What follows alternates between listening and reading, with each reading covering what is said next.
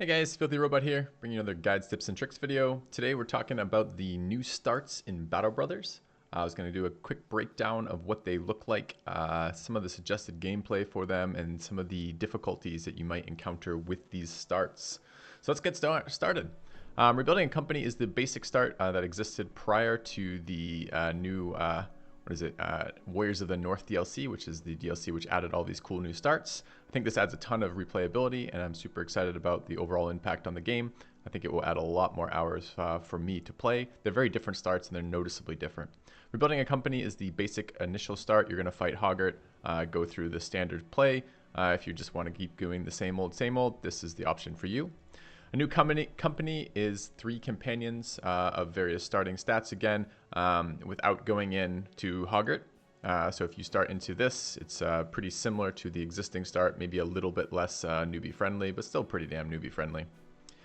Peasant Militia, I think, is one of the newer, more interesting starts. This changes a lot of how the game plays. You start with 12 brothers as opposed to 3. A couple of them are very discontent, so 1 or 2 may leave right off the bat. They seem to have a random assortment of stats and traits, so some of them are going to have, you can get lucky with these, you can get very unlucky. There's a lot of bad brothers here of low backgrounds. You're able now, instead of have 12, to field 16 men on the battlefield, which is crazy. That's a huge increase in the total power of your band. And you can have up to 25 people on your roster. The downside is you can't recruit advanced classes, but it doesn't actually matter that much, since a number of the low classes are good enough for late game two-handers, good enough for late game archers. This is going to be a playthrough in which your power level of your company is very, very high, although the individual power level of any given brother is only going to be medium to high. You're not going to have any super sweet hedge knights in this run, but you can have lots of sweet farmhands, militiamen, poachers, messengers, this type of background. And this background is really plentiful. I think this is going to be a very fun start. It's going to result in a lot of deaths of party members, but also some heroes coming out of the roster. I think this is going to be a very cool one to play, and a very good one, at least for me as a streamer, to create stories with my characters from. Band of Poachers is probably my favorite or second favorite new start. You start with 3 brothers, 2 of whom are poachers, 1 of whom is a hunter. They all have double range stars, so they're going to all be very good archers.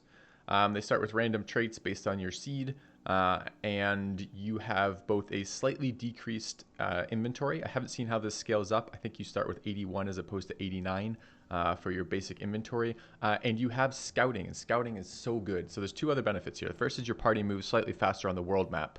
This is not in the actual combat, but when you're running around as a group on the map, and if something's chasing you or you're chasing something, you're slightly faster, which is a nice quality of life thing, as well as traveling over the ground faster itself.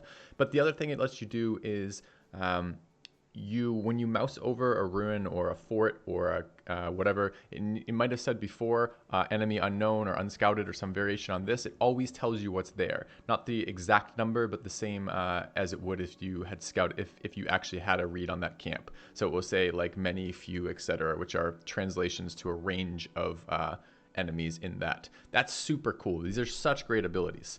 It's slightly slower as a start, since you do not have a dagger. You have to buy a couple daggers, but one of the biggest issues with the early game was the fact that, and excuse me, it's slightly slower as well because archers are not very good to begin with. Archers are one of these classes that are very, very good, very, very important in the mid to late game, but they start off pretty slow because they can't hit the broadside of a barn, and they just don't do anything very early on. You're going to want to protect these archers. These archers, all 3 of them turn out into very good archers based on their stats, and that's really, really important. A lot of the early game, at least for me, has been spent in the last couple months hunting for archers in the early game, and this just skips that entirely. You get them given to you at start. There are a lot of classes that make good frontliners and not a lot of classes that make good archers, so having the archers provided for you saves you a lot of time rolling on brothers who are mediocre or bad for the role that they're trying to be played in. There's a lot more brother backgrounds that are good for frontliners. So this start for me is super cool. It does a lot of unique things. Faster movement on the minimap, scouting of enemies, starting you with archers. It allows your group to really get started playing the stuff that you want to play, as opposed to being forced to repeatedly roll on brothers for archers. Super excited about this background. Really, really thrilled about it. All right, Beast Slayer background I didn't really like when I started into it. Perhaps there's some things I'm missing from it. But you start with 3 Beast Slayers. Beast Slayers are fairly expensive, mediocre stats. It's tough to see exactly what their role they're going to be doing. They have some good events, which is kind of nice, but that's not necessarily what I want to be paying for on them. You do get a couple beast trophies. I think it's 3 random beast trophies. None of them are particularly exciting for me. I think I had Hex and Hair in the first one and like a Direwolf pelt or something like this. You do see tracks from further away, which doesn't seem to be all that useful of ability. 99% of the time when you're looking for tracks in the minimap, it's because you have a mission, in which case you're not going to miss them. I suppose this will give you a little bit of accelerated start if you're hunting like lindworms or something like this, where you are actively looking for a rare spawn on the map that is not part of a mission that's going to lead you directly to it. And then expert skinners, each beast you slay has a 25% chance to drop an additional trophy. Sure, there's a couple of issues with trophies in this game right now. First of all, your inventory space doesn't really scale particularly well with the trophies. And second, a lot of the trophies aren't all that great. This might help you a little bit if you're fighting some of the rare, annoying monsters like Hexen or Alps, where you're trying to get particularly like early game charms or something like this. This will accelerate that a little bit. And then you have 10% worse prices, which isn't that big of a deal, although it's a little bit annoying. But overall, I found this start kind of mediocre. It wasn't as run defining as the Peasant Militia or Bands of Poachers, and it wasn't exciting to me. I just didn't really care about these bonuses. They didn't seem very impactful. There's quite a range in what drops already, so I didn't notice the 25% additional drop. I guess it's just more consistent drops from the creatures I'm fighting. But especially early game, creatures that aren't humanoids tend to be really bad investments for your brother's time and risk. Mostly what you're trying to do is gear up and get armor and weapons, and creatures don't really provide that. All they provide is crafting parts, and crafting parts in the early game are expensive with kind of low impact. So for me, this wasn't a particularly exciting start, but perhaps the Beast Slayer events will make that a little bit more meaningful. Next up was Trading Caravan. Start with 2 Caravan hands. Caravan hand is of just fine background. It's going to be highly dependent on how they roll. The trader is get 10% better prices for buying and selling. Seems fairly mediocre again. I mean, it will certainly add up. It's tough to get a real sense of how important that is across the course of a game. But not a warrior is a big no-no for me. So start with no renown and gain renown at half the normal rate. Renown in part determines the difficulty of camps, at least for the way I play this game and what I find enjoyable in this game. I want to ramp up the difficulty of camps very, very quickly because I enjoy the challenging fights. So for me, these backgrounds just didn't really come out to be something all that exciting. The start felt kind of generic. And maybe worth doing something a little different. Like if you're looking to play some sort of non or less combat focused, like goods trading group, you could probably accelerate your money income very, very rapidly with this, and then eventually just ramp into like super late game characters. I imagine that could be fun and something a little bit different. It did feel a little bit more different than, for example, like the Beast Slayer start, but it just wasn't really something that interested me too much. Deserters, this one seemed to be like a challenge run start for me. You start with 3 deserters. Deserters' stats are pretty poor, and particularly their resolve is really, really bad. You go first at the start of every round of combat. The first round of every act, it's like basically giving your characters impatient. And going first in the first round is okay. It lets you run from groups that you might not be able to run from otherwise, like direwolves or a necro with who's buffing a zombie to chase you down style stuff. So you can escape easily, which is fine. But as a buff in general, a lot of times the way you engage is you wait for the opponents to move in, and then you move in and get the first round of combat, and then you go first in the next round of combat. And this does make your engagement a little bit more complicated. There's some things you can take advantage of with this, like Overwhelm, for example, is going to be very good if you're going first. But in general, that doesn't actually seem like much of a buff to me first to run. The 3 deserters themselves were pretty pathetic. The decent armor wasn't that decent. It was okay early game armor, not bad, not great. Lower funds is whatever, and a noble house that wants to hunt you down isn't that big of a deal, quite honestly. This has one of the 3 starting factions on the map hostile to you. And that can be a benefit. Raiding nobles in the early game, their caravans in particular, and then later on their small raiding parties to gear up is a very efficient strategy for gearing up in Battlebrothers. So that part is not necessarily a debuff. Also, standings will be reset after the Noble War. So even if you piss off 1 or 2 houses, you can get that back by taking the Noble War eventually and winning the Noble War. So this felt like a challenge run to me. The brothers were worse. The start wasn't particularly exciting. The buffs weren't actually buffs. This feels like if you want to give yourself an additional starting challenge, this might be one of the ones you're going to pick. Davkol Cultus was very unique. I think also a challenge run after having played it a little bit. So you start with 4 Cultists with a variety of weapons, including the new whip weapon and some of the new Cultist armors. They have a special trait which levels up over time, kind of. It's like a fanatic trait, and there's like degrees of this fanaticism, and it gives you a small amount of resolve and some resistances to morale checks. Like I think the first level is when an ally dies, it doesn't trigger a morale check for you, and the second level is when you take a hit to your HP, it doesn't trigger a morale check for you. You get a couple extra events. Occasionally, random cultists will join your group, although you cannot recruit cultists for free, which is kind of a bummer. And you have a sacrifice event. From time to time, Davkol demands a sacrifice. You're given an option between a couple brothers, and you have to sacrifice one of them, and that character dies. Okay, kind of exciting overall, but the issue is that all of the non-cultist brothers become irate. They go to the worst level of dissatisfaction if you sacrifice someone to that. The cultist brothers get a huge buff, or they get a positive increase in satisfaction, but the other non-cultist brothers go to deep red. And what this means is they will leave. They will instantly leave post-event with some decent probability of that occurring. There's a couple ways in the game you can counteract that. The happy potions, which unfortunately require Necrosavant ashes to craft, will counteract that. If you're very close to a number of fights, you can engage in a number of fights very quickly and win those to reset your brother's morale a little bit. But that's problematic because cultist backgrounds are not very good for stats. You can get okay cultists, but they're kind of the exception to the rule rather than the regular. Cultists make great bannermen. They make acceptable frontliners in the early game if you get good rolls and good stat stars. But in general, cultists are a pretty weak background. This happened fairly randomly for me, that event. In the first game, the first version of this I played with cultists, it happened very, very early, like day 5 or something, and I just lost my entire party that weren't cultists. Another run, it happened quite a bit later, and I had some time to build into it, and that's okay. I mean, your cultists will eventually convert other non-cultist members to the cult of Davkol, which will protect them from this.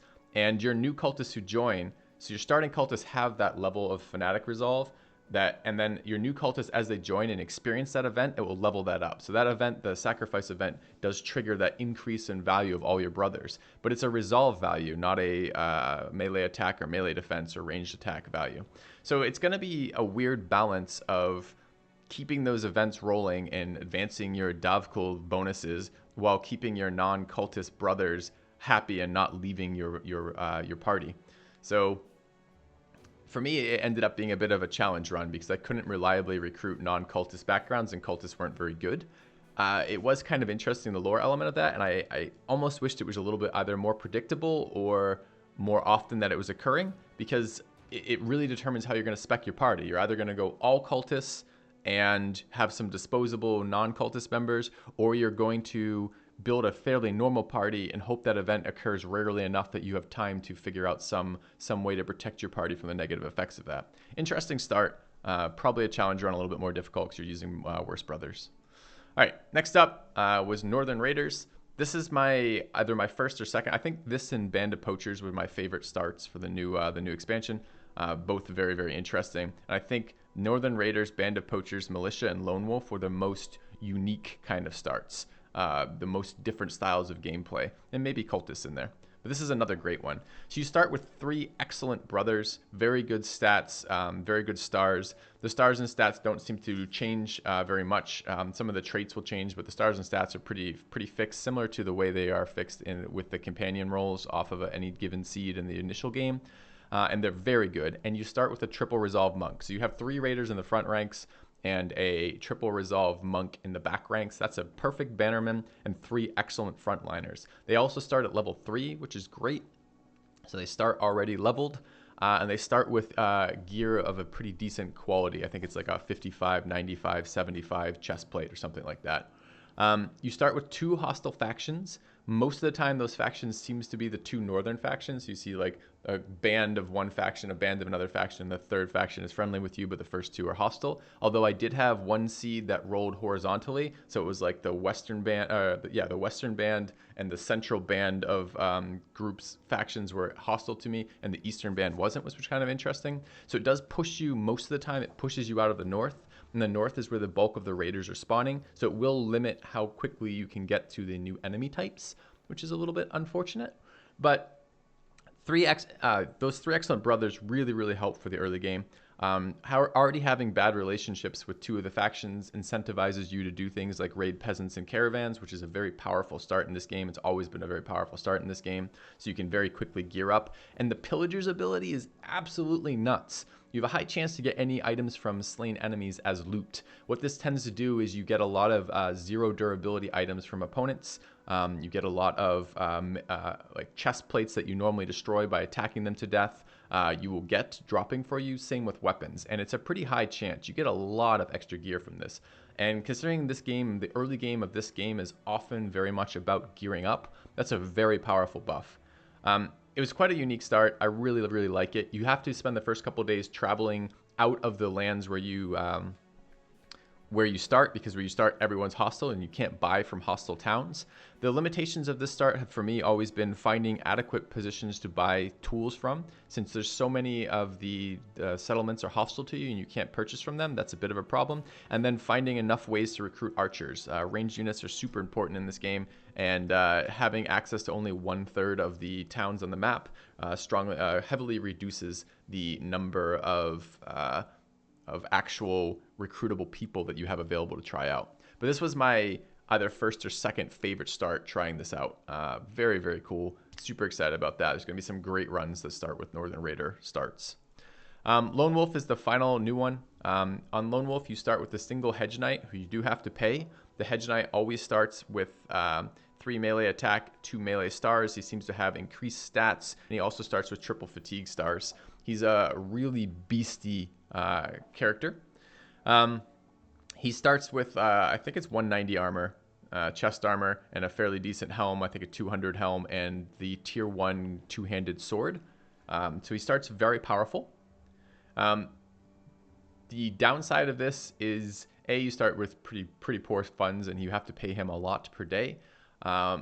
And you can't ever have more than 12 people on your roster, and if he dies, the campaign ends. Turns out Battlebrothers is not particularly forgiving to a single character or even a couple characters. Generally, especially in the early game, quantity seems to be a little bit more valuable than quality. This is a bit of a challenge start. You can see the skulls represented at the top. This is what the game rates these as challenging, and I think this is fairly accurate. There are ways you can exploit this. Moving into terrain where your opponents have a harder time surrounding you is very good with this start.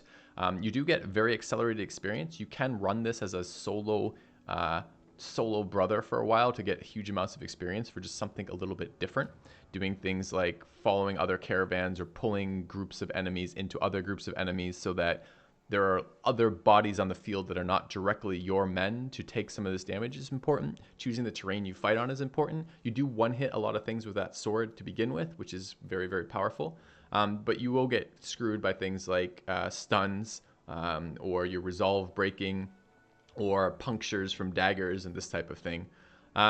Overall, it's kind of a unique start. I think the biggest debuff, and I haven't got to this stage or seen this stage of this background yet, but only having 12 men in your roster is a real big pain in the ass, because this really messes up your ability to choose the correct loadout for the correct fight. For example, if you're fighting goblins, you want a heavy archer loadout. If you're fighting orcs, like the big orc camps with orc warlords, you want as few archers as you can bring and as many two-handers as you can bring. There's no perfect combination, or no even particularly good combination of 12 men for both of those fights.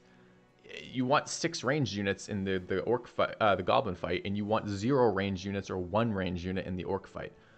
There's no good way to meet halfway there. So by having this one elite hedge knight who has to stay alive, you cost yourself the versatility of your entire squad. So it's definitely going to be a challenge. You may find that I think it's going to trigger some very unique play styles. You're going to have to figure out what the best way to do that. I've been watching a streamer who, if you guys know, Arvius is another streamer, wonderful streamer, great. Definitely check him out, Battlebrothers streamer. If you've been watching, I've been watching some of his starts with Lone Wolf, and he has been attempting to level his single knight basically on its own to begin with, and that's pretty cool because you do get a ton of experience, especially with like a training hall buff, and you can get to like level 11 in probably like a week. So to go from like day 7, you have a level 11 brother. Now, how you can leverage this into a good playthrough, that's a little bit unclear still. What advantages can you do with that? Well, perhaps you can do things like take very early famed gear from heading into the wilds with a very overleveled brother and some lesser brothers. Certainly you're going to be fairly good versus things like zombies if you have enough brothers to support you and you have an overleveled brother with overleveled gear. But a lot of the camps don't actually benefit from a single overleveled brother. Anything that disables you, such as groups of humanoids with clubs or spedums or any of the stunning items is pretty bad for you.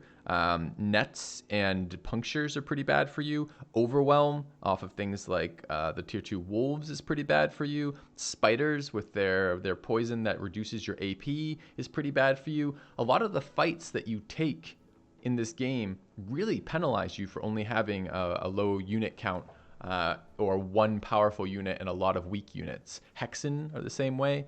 So it will be interesting to see how players take this, because there is the advantage. The advantage is you get one guaranteed super powerful brother who you can accelerate his experience out and get him to a very, very high level very, very rapidly. The downside is the increased costs and the decreased flexibility of your group and the reliance on that one guy to carry the groups. So it's gonna change the way you play this in a way that I think all the other backgrounds do to some degree, but I think this one probably does the most, although I'm not sure it's going to be the most interesting start. It may be very one-dimensional the way you have to play. But overall, I really liked it. It's totally different than anything you've ever done in Battle Brothers before, and it makes for a very, very interesting start. And if you look at what a DLC does, adding new content, this has been an excellent DLC for that. Not only are there new enemy types, new legendary types, new weapon types, new famed items, new legendary encounters, but now you have a ton of new backgrounds to start that out. Anyways, guys, hopefully you found this a little bit helpful as I talk through the various impact of these starts. And hopefully as the DLC drops, for me, that will be tomorrow when we're recording this video, you guys get a sense of what would be interesting for you to play and why you might want to start that way. Anyways, guys, thank you very much for watching. I'll see you soon.